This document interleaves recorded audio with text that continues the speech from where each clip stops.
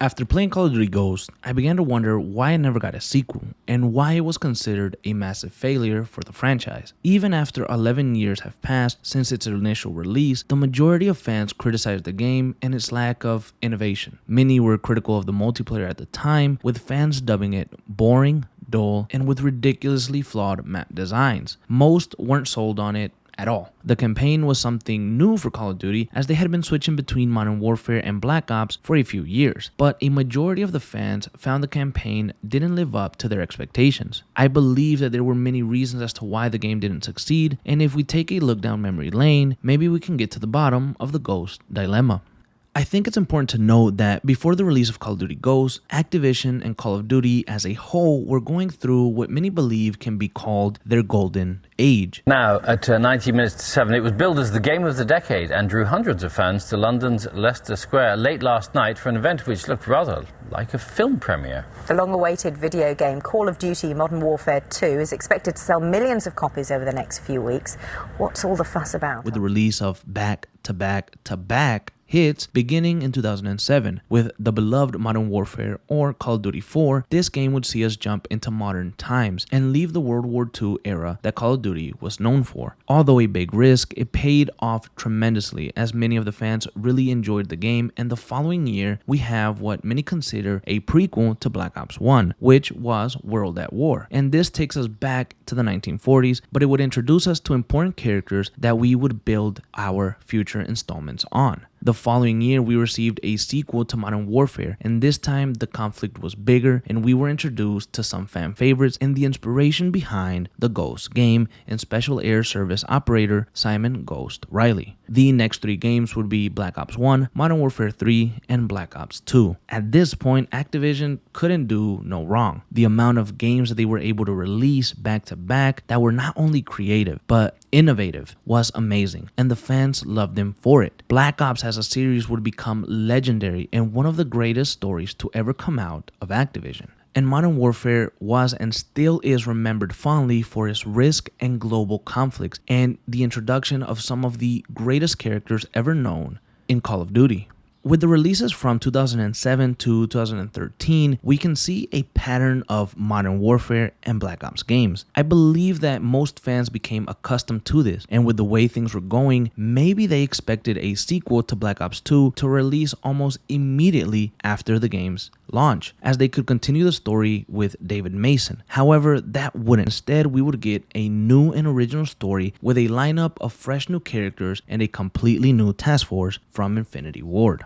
I think an obvious reason to do a Call of Duty around the name Ghost is due to the popularity that Simon Riley skyrocketed to after Modern Warfare 2. And obviously Activision would know this, and they would market the game with the name Ghost. And early teasers of this installment probably had many fans believing that this would be an origin story with Simon Riley in the lead, or at least the focal point of the game. I think some fans may have felt misled, and this could have had an initial impact on the game being disappointing to many, as to be quite honest, even I thought without any prior knowledge that the game was always going to be about Simon Ghost Riley. Now, a lot of this is speculation, and if we get to the actual numbers, we can see that Ghost underperformed, and according to Metacritic, the game received mixed or average reviews. On the PS4 and the Xbox One, it would get a 78 out of 100, and on the previous generation consoles, the PS3, it would receive an average of 78 as well. However, things started to go a little bit downhill with Xbox 360, as it would receive a low 73, and finally on the PC it would have a 68 out of 100. Now, these numbers aren't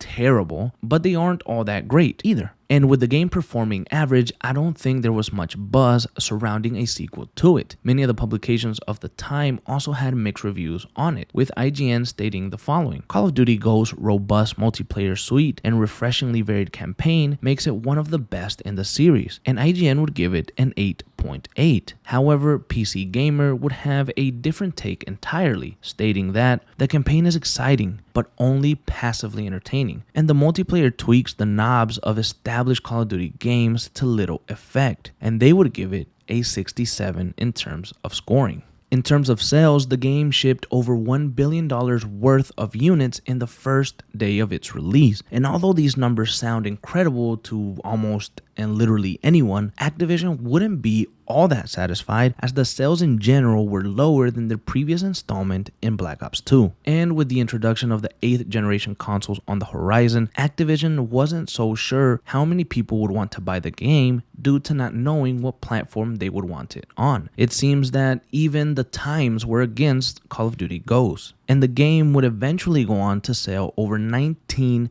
million physical copies by late 2014. With the game's numbers and critical reception not being the best, can we look at its campaign as a potential saving grace? Well, the story follows the Ghost unit, who are an elite and legendary task force, and one of the few remaining defenses of the United States military, as the story takes place in a near future of 2027, after the South Americas banded together and created the Federation, which was vastly superior to the United States in terms of technology and riches. They would wage an all-out war on the US government and would destroy the life in America as we would come to know it. Cities would be destroyed and countless lives would be lost. It was no longer the land of the free, but the land of survival. The Ghost and other military units would fight against the Federation for years until they would battle them to a stalemate and hold their positions. All this while the Ghost tried to capture the Federation's basically personal assassin in Gabriel T. Rourke, who was the former captain of the Ghost team, as he seeked revenge for what he perceived a betrayal many years ago when they left him to die in Caracas, Venezuela.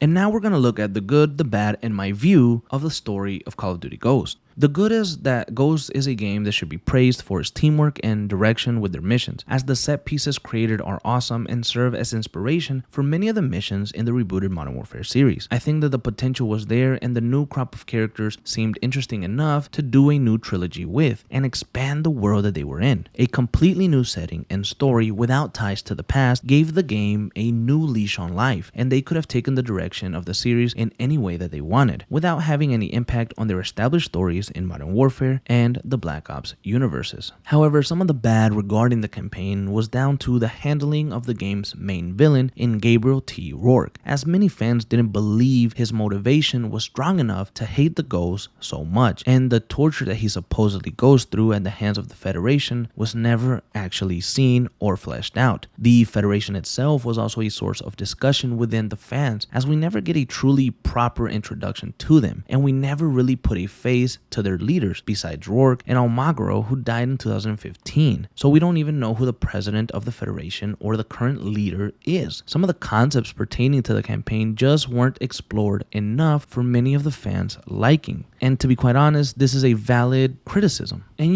my view, as many of you guys already know, is that I've been an advocate for Ghost, especially for its campaign and the memories that I have with it. After recently playing it, I think that the campaign is one of my absolute favorites when it comes to Call of Duty, and I love almost everything about it. However, some of the criticism that I have for it is that I wasn't such a fan of all the blue that we got, and the cutscenes or cinematics that we received were a little lazy and lifeless in my opinion. I would have preferred more color or more traditional cutscenes to really see the devastation that the Federation had left behind and what our heroes were going through, as I felt that the blue cinematics or cutscenes were honestly just plain bad and bland. After the release of Ghost, Activision would go through a rough patch, as they were releasing games that were a far cry from their Golden Era days, with the releases of Advanced Warfare, Black Ops 3, and Infinite Warfare. Activision was at a loss, and without many ideas, they were consistently missing the mark when it came to their games. And a lot of this, maybe unfairly or fairly, could be traced back to Call of Duty Ghost, as that failure may have made them try to reinvent the wheel and led to more failures. And since Ghost is seen as the beginning of a terrible era or a terrible streak for Activision, the publisher could be reluctant to try again, as it brings back bad memories and would open a discussion of their past failures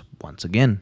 And to be quite honest, although some fans like the game now and love it, including myself, the overall consensus is still that the game was bad, and we are still in the same problem that we were in 2013. Some fans like it, and many don't. If you look at online threads or videos on YouTube discussing Ghost, the opinion is still split right down the middle, and that doesn't seem likely to change anytime soon. Due to this, the noise just isn't loud enough to warrant a sequel for Activision, and with 11 years gone by since the release of Ghost, a sequel is highly unlikely, especially for a story that picks up after the cliffhanger of the original, as I don't think the majority of fans would even care or remember why we're trying to hunt down Rourke. 11 years is a long time in gaming, and with things changing all the time, revisiting an old game that didn't do well just doesn't seem like a risk a company that no longer likes risk is willing to take. And to those of you that have seen the supposed leak of a Call of Duty Ghost sequel coming out in 2026, that could pertain to it being a prequel to Simon Ghost Riley as we know him now in the Modern Warfare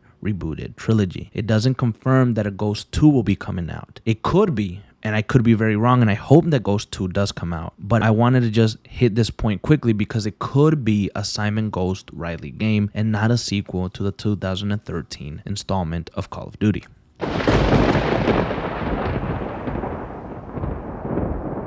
With all that being said, we have the verdict. Call of Duty Ghost failed for many reasons. Fan reaction, mixed reviews, sales, the transition to a new gaming console, and the greatness of Black Ops 2 all overshadowed a game without a purpose, a game that was an outlier in the Modern Warfare and Black Ops established universes. Nobody asked for it, and maybe nobody wanted it, at least not in the way that Activision delivered it.